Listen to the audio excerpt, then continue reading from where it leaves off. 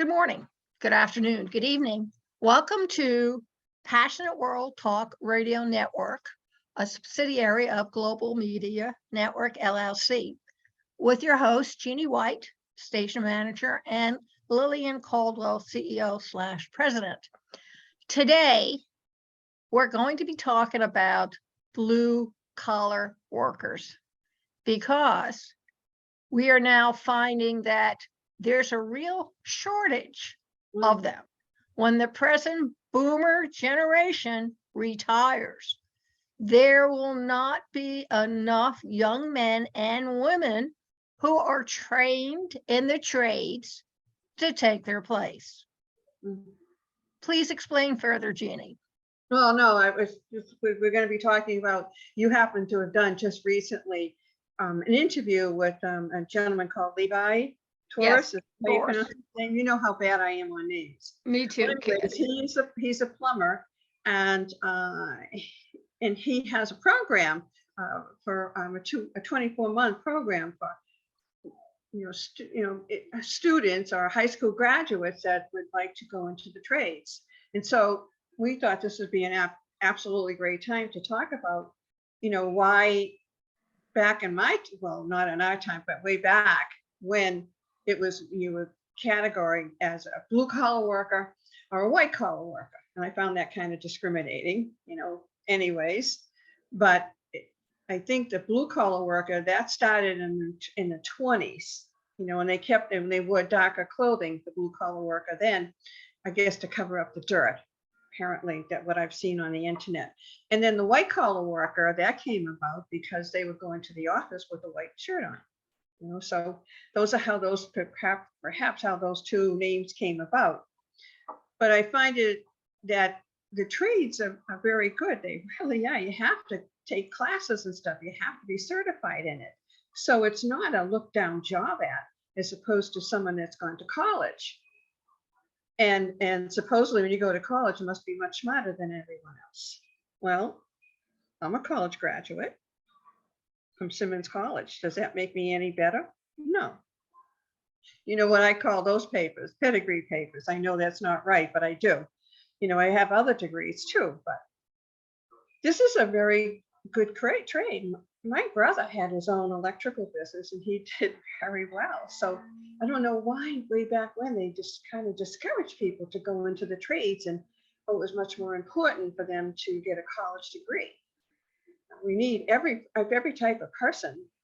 Not every person wants to go to college. Not every person wants to go into the trades, but each one represents a very good quality of life. What do you think? I think that we as humans have a tendency to put people above us for whatever the reason. There always has to be somebody a little higher up on the food chain who has to take responsibility or take control or be where the buck stops with him. And I also believe that the type of world we were coming out from, which was a Second World War, it was only about 13 or 15 years separating it from World War I. And before that time, the United States, like most of Eurasia, was isolated within their own countries. And things were done the way they were done for the past 100 years. But with machines coming in and with us as a world recognizing that there are other people on the other side of the ocean, we were being exposed to new ideas. And one of the new ideas was, if the men are not there to perform the work, then the women come in. Right. And I think that from there, we slid into the idea that everyone should go to college to better themselves, not realizing that going into the trades, one can better themselves just as well. Oh, yeah. If you go to any of the Amish or Mennonite communities, now we're not talking about faith, and we're not talking about what they believe in or how they get things done. But if you take a look at the quality of a lot of the stuff they do, furniture making. People pay high prices for their furniture. Putting together harnesses, putting together buggies, grooming horses, running a farm, setting up stores. Most of these people only have, especially among the women, an 8th grade education. And yet they work for a common effort and they're very well off. And that's something one needs to really consider because they're in the trades themselves. Mhm. So I just think that people really need to stop having a chip on their shoulder and saying that if you've gone to college, you're better off than the person, for example, who decides that they're going to become a midwife instead of a doctor or an herbalist and deal with alternate medication.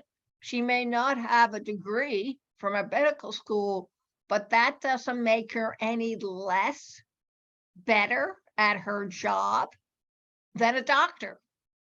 Oh, I agree, but we're, I think is to think about what the apprentice role is. And now I watch a lot of DIY. I love watching it. And this one here is called This Old House. And they realized a few years back that, they weren't getting the apprentices in to apply for the trades. And they have a program now for it. And they've done very well with it.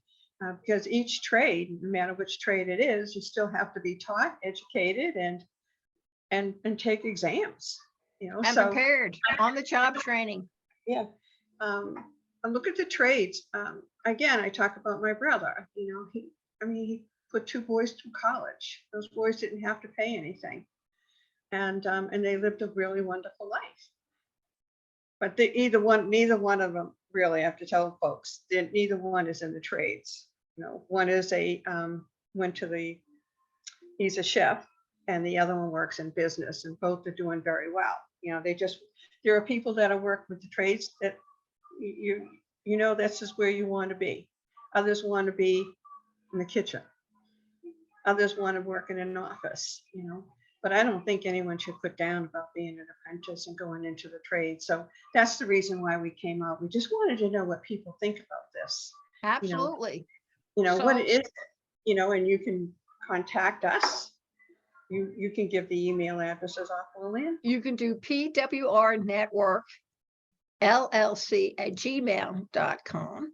Or if you want to put a name beside it, text to 484-364-1032. Please provide your name and email so we can answer for you. I mean, what do you think? Like these college graduates that are coming out, not the college graduates, I'm sorry, the high school graduates. The high school graduates, yeah. They really don't know what they want to do right now. And it's a possibility that, they're going to gravitate towards the trade. So there may be a possibility they'll gravitate to going to college. I think it's great to have that opportunity to choose either one, but one is no better than the other. Do you agree? And I really think that when you start getting into high school, instead of going through the college routine that every junior starts working on, have their parents sit down and say, I don't want to go to college. I want to learn a trade. Is there any place I can go? Now, Taurus Levy tells us that he has contacts all over the country with different types of apprentice programs. So if you want to find out more about those apprentice programs, because he told me in 2 years, you'll be earning enough money to put yourself through college for 1 semester. And in some schools, that's a lot of money. Yes, it is.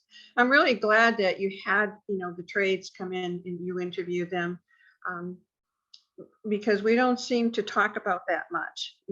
There's other opportunities out there for an individual to do, even for the veterans. And they get trained over there for some of those jobs to start out with. So, even the veterans, I mean, it would do very well for them, I mean, look at, I watch the Maine Cabin Masters. I know people think that's wacko, but I love watching this. There's a whole group from Maine that, redo resurrect old cabins up in Maine. And they're working in the trades. They're craftsmen. They're builders. They're innovators. So it depends on what your heart is and where you want to go, but at least have the opportunity to say, yeah, geez, I really would like to go into the trades. I just think it's something we have to talk about, because I was like, wow, this was a great interview, because I listened to it, Lillian, and it was really very good. Because we're hearing, we have other things that we talk about on our station, but this was my first opportunity to hear you speak to a gentleman that works in the trades, has a very good business, and wants to help out other people. So with the way the society, the economy's going right now, perhaps it'd be good to have a dual.